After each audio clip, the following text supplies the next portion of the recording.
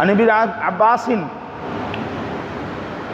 رضی اللہ تعالی عنہما قال قیل یا رسول اللہ صلی اللہ علیہ وسلم ایو جلسائنا خیر قال من ذکرکم اللہ رؤیتہ وزاد فی علمکم منطقوہ ذکرکم بالآخرہ عملہ رواہ ابو یعلا وعبد بن حمید۔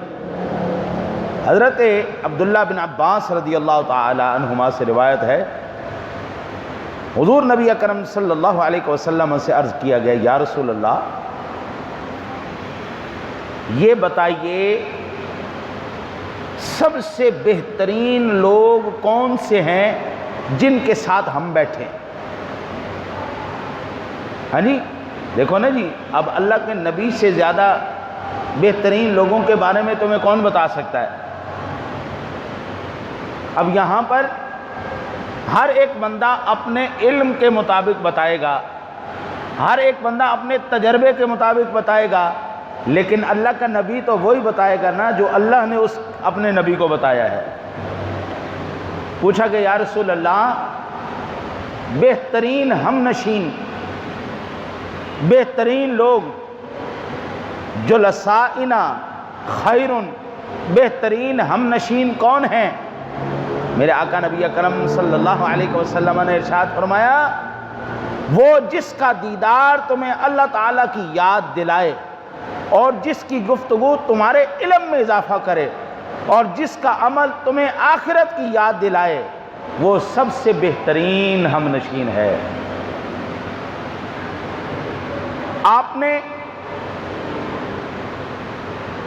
ایک شخص کے پاس مجلس کی، اس مجلس میں کیا ہوا؟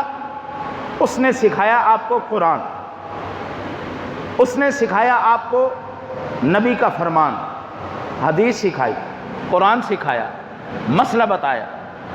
اللہ کے نبی کہتے ہیں یہ بہترین مجلس ہے۔ دوڑے مائیے ہر کوئی پڑھ سکتا ہے بھائی، رب کعبہ کی قسم ہے کسی بھی دوڑے مائیے والے کے بارے میں حضور نے کہا یہ سب سے بہترین مجلس ہے۔ قرآن سکھائے، حدیث سکھائے، فکر آخرت دے اور کوئی دین سکھائے، تم کو مسئلہ سمجھا دے، یہ بہترین مجلس والے ہیں۔ تو اللہ کے ولیوں کی پہچان کیا ہوئی؟ پہلا، اللہ کا ولی ایسا جس کو دیکھتے ہی رب یاد آ جائے، پہلی نشانی۔ اللہ کا ولی جو قرآن پڑھائے، اللہ کا ولی جو حدیث سکھائے، اللہ کا ولی جو فکر آخرت دے، اللہ کا ولی جو تمہیں کوئی دین کا مسئلہ سکھا دے۔ آگے سنیے،